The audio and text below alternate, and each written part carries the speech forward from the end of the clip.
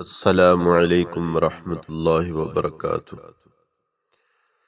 تو دوستو، نبی اکرم صلی اللہ تعالی علیہ وسلم کا ارشاد گرامی ہے، انما الاعمال بالنیات، اعمال کا دار و مدار نیتوں پر ہے۔ ایک دوسری حدیث پاک میں فرمایا، نیت المؤمن خیر من عملہ، مومن کی نیت اس کے عمل سے بھی زیادہ اچھی ہوتی ہے۔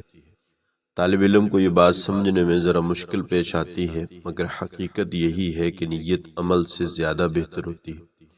علماء کرام نے اس کی کئی وجوہات لکھی ہیں۔ سب سے پہلی بات تو یہ ہے کہ نیت کرنے سے مومن کا اجر ملتا ہے اور اس کی نیکی لکھی جاتی ہے، بھلے بعد میں اس کے عمل میں ریا نکلے یا کسی وجہ سے اس کا عمل قبول نہ ہو، لیکن نیت کے کرنے سے اسی وقت اس کے نامہ اعمال میں نیکی لکھ دی جاتی ہے۔ دوسری وجہ یہ ہے کہ نیت کے اندر دوام ہوتا ہے اور عمل کے اندر دوام نہیں ہوتا۔ کوئی بھی عمل کرے وہ محدود ہوگا، لیکن نیت کی کوئی حد نہیں دوستو۔ مثال کے طور پر ایک آدمی یہ نیت کر سکتا ہے کہ جب تک میری زندگی ہے میں تہجد کی نماز پڑھوں گا۔ اگر اس کی زندگی 100 سال ہو تو یہ نیت 100 سال تک کی ہوگی، اور اگر اس سے بھی زیادہ ہے تو اس میں نیت بھی زیادہ مدت تک محیط ہو جائے گی۔ اس دوام کی وجہ سے نیت عمل سے افضل ہو جاتی ہے۔ دوستو، یہاں ایک نقطہ سمجھنے کی ضرورت ہے، انسان جو بھی اعمال کرتا ہے وہ محدود ہوتے ہیں، لیکن اس کو اس کے بدلے میں جو جنت ملے گی اس میں وہ ہمیشہ ہمیشہ رہے گا۔ اس طرح انسان جتنے بھی گناہ کرتا ہے وہ محدود ہوتے ہیں، لیکن جہنم کا عذاب ہمیشہ ہمیشہ ملتا رہے گا۔ یعنی کافر نے کفر تو محدود عمر کے لیے کیا، مگر ہمیشہ ہمیشہ کا عذاب اس کو ملے گا۔ علماء نے اس کی یہی وجہ بتائی ہے کہ اگرچہ مومن محدود عمل کرتا ہے، مگر اس کی نیت یہ ہوتی ہے کہ جب تک میری زندگی ہے میں اپنے پروردگار کی فرمانبرداری کروں گا، اس لیے وہ ہمیشہ ہمیشہ کے لیے جنت میں رہے گا۔ اور دوستو، کافر کی نیت یہ ہوتی ہے کہ میں نے اللہ تعالیٰ کو نہیں ماننا یا پھر اس کے ساتھ کسی کو شریک بنا دیا، اس نیت کی وجہ سے اس کو ہمیشہ ہمیشہ کے لیے جہنم کا عذاب دیا جائے گا۔ اس کی تیسری وجہ یہ ہے کہ نیت قلب کا دوستو عمل ہے۔ اس قلب کو پورے جسم میں فضیلت کا مقام حاصل ہے، کیونکہ وہاں پر انسان کو معرفت حاصل ہوتی ہے دوستو۔ لہذا قلب کا عمل باقی تمام جسم کے اعضاء کے عمل پر فضیلت رکھتا ہے، اس لیے ہمیشہ اپنی نیتوں کو ٹٹولتے رہنا چاہیے، ان کی نگرانی کرتے رہنا چاہیے کہ ہم جو کام کر رہے ہیں کیا واقعی وہ اللہ رب العزت کی رضا کے لیے کر رہے ہیں یا اس میں کوئی اور مقصد بھی ہے۔ دوستو، نیت کی خرابی کی وجہ سے پہاڑوں جیسے بڑے عمل قیامت کے دن ہباء منثورا بنا دیے جائیں، اور وہ چھوٹے چھوٹے عمل جن کو انسان کر کے بھول جاتا ہے، نیت کے اخلاص کی وجہ سے قیامت کے دن انسان کی بخشش کا سبب بن جائیں گے۔ دوستو، حدیث پاک میں آیا ہے کہ ایک بندہ قیامت کے دن اللہ رب العزت کے حضور پیش کیا جائے گا، اس کے حق لینے والے بہت ہوں گے۔ جب ان کو ان کا حق دے دیا جائے گا تو اس بندے کے سارے عمل ہی ختم ہو جائیں گے۔ دیکھنے والے یہ سمجھیں گے کہ یہ بندہ اب ضرور جہنم میں جائے گا، مگر پروردگار عالم فرمائیں گے کہ اس کے نامہ اعمال کے سب اعمال اگرچہ لوگوں میں تقسیم ہو گئے، لیکن یہ بھی لکھا ہوا ہے کہ اس بندے کی نیت سب کے لیے ہمیشہ کے لیے بھلائی کی ہوتی تھی۔ اس بندے کی بھلائی کی یہ نیت مجھے اتنی پسند آئی کہ اس نیت پر میں نے اس بندے کی بخشش فرما۔ تو دوستو، اس طرح نیت کا یعنی عمل میں دخل ہے۔ اس واسطے علماء کرام فرماتے ہیں، بزرگان دین لکھتے ہیں، صدق دل کے علامت یہ ہے کہ جو انسان کے بس میں ہو وہ کر لے۔ ایک بندہ یہ کہتا ہے کہ جی میں یہ چاہتا ہوں، اب کیسے پتہ چلے کہ وہ ٹھیک کہہ رہا ہے یا غلط؟ تو صدق دل کی یہ علامت لکھی گئی ہے کہ جتنے اس کے اختیار میں ہے اگر وہ کر لے گا تو اللہ رب العزت اسے اس کا بھی اجر عطا فرما دے گا، اور جو اس کے اختیار سے باہر ہوگا، اس لیے قیامت کے دن کتنے لوگ ایسے ہوں گے جو دنیا کے اندر بڑے امیر گزرے ہوں گے، دنیا کے اندر ان کا شمار امراء میں ہو، مگر قیامت کے دن اللہ تعالیٰ ان کو فقراء میں شمار فرمائیں گے۔ اور کتنے لوگ ایسے ہوں گے جو دنیا میں نان شبینہ کو ترستے تھے دوستو، فاقوں میں زندگی گزارتے تھے، مگر قیامت کے دن قارون کے ساتھ ان کا حشر کر دیا جائے گا، اس لیے کہ ان کے دل کی وہی نیت تھی جو قارون کے دل کی تھی۔ یہ دل کی نیت پر منحصر ہے۔ اگر ہمارے دل میں یہ نیت ہوگی کہ ہم اللہ رب العزت کی معرفت حاصل کرنا چاہتے ہیں اور اس کی محبت سے اپنے دل کو لبریز کرنا چاہتے ہیں تو دوستو عین ممکن ہے کہ اسی نیت کو اللہ تعالیٰ قبول کر کے قیامت کے دن اپنے چاہنے والوں کی جماعت میں ہمیں بھی شامل فرما لے۔ فقی ابو اللیث سمرقندی رحمہ اللہ سے کسی نے پوچھا کہ حضرت ہم اخلاص کے بارے میں بہت کچھ سنتے رہتے ہیں، آپ ہمیں کوئی مثال سے دے کر سمجھائیں کہ مخلص کون ہوتا ہے؟ تو حضرت نے ان کو ایک عجیب مثال سے بات سمجھائی، فرمایا کہ تم نے کبھی بکریوں کے چرواہے کو دیکھا ہے؟ عرض کیا جی ہاں۔ پوچھا جب وہ نماز پڑھتا ہے تو اس کے ارد گرد بکریاں موجود ہوتی ہیں، مجھے یہ بتاؤ کہ کبھی اس کے دل میں یہ خیال گزرا ہے کہ میری اس عبادت پر بکریاں میری تعریف کریں گی؟ اس نے کہا نہیں۔ فرمانے لگے کہ یہ مخلص بندے کی نشانی ہے کہ وہ لوگوں کے درمیان بیٹھ کر اللہ تعالیٰ کی عبادت کرتا ہے اور اس کے دل میں ذرا بھی توقع نہیں ہوتی کہ لوگ میری تعریف کریں۔ جیسے کسی کو بکریوں سے تعریف کی امید نہیں، اسی طرح اس کے دل میں بھی لوگوں سے تعریف کی کوئی امید نہیں۔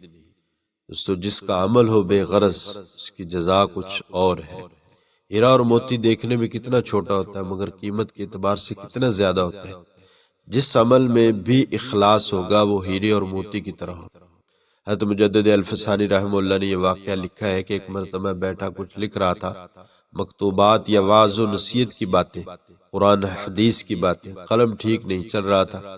میں نے اسے بائیں ہاتھ کے انگوٹھے پر ذرا ٹھیک کیا، ناخن پر سیاہی لگی۔ فرمانے لگے کہ میں لکھتا رہا، کچھ دیر کے بعد مجھے قضائے حاجت کی ضرورت محسوس ہوئی، چنانچہ جب میں بیت الخلاء میں گیا تو ضرورت سے فارغ ہونے کے لیے بیٹھنے لگا تو اچانک میری نظر اس سیاہی پر پڑی۔ یہ دیکھ کر میرے دل میں خیال آیا کہ جس سیاہی کو میں اللہ رب العزت کے کلام اور نبی علیہ الصلوۃ والسلام کے فرمان کو لکھنے میں استعمال کرتا ہوں، اگر میں اپنی ضرورت سے فارغ ہوا اور طہارت کے لیے پانی استعمال کیا تو یہ سیاہی دھل کر اس نجاست کے اندر شامل ہو جائے گی، اور یہ چیز مجھے ادب کے خلاف محسوس ہوئی۔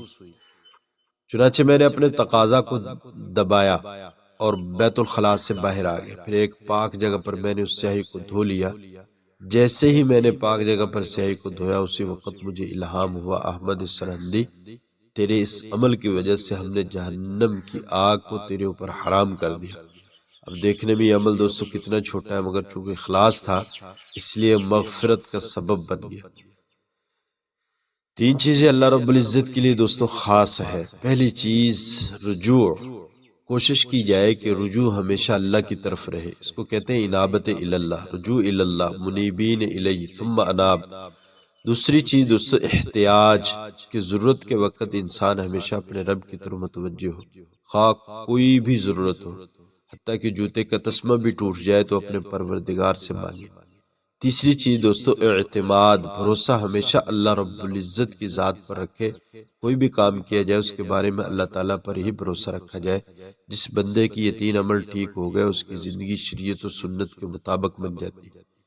دوستو آج کے دور میں تین باتوں میں قول اور فعل کا تضاد بہت عام ہو گیا ہے۔ ہم کہتے ہیں کہ ہم اللہ رب العزت کے بندے ہیں مگر کام آزاد لوگوں جیسے کرتے ہیں، زندگی ہی ایسی گزارتے ہیں جیسے ہم من مرضی کے مالک، بلکہ زبان سے کہہ بھی دیتے کہ ہم وہ کریں گے جو ہماری مرضی ہوگی۔ بھائی جب کلمہ پڑھ لیا تو ہماری مرضی تو گئی، اب تو رب کی مرضی چلے گی، ہماری مرضی نہیں چلے گی۔ شریعت کے حکم کو ہی سب پر فضیلت حاصل ہے۔ دیکھیں ایک ہوتا ہے خادم، ایک ہوتا ہے غلام اور ایک ہوتا ہے بندہ۔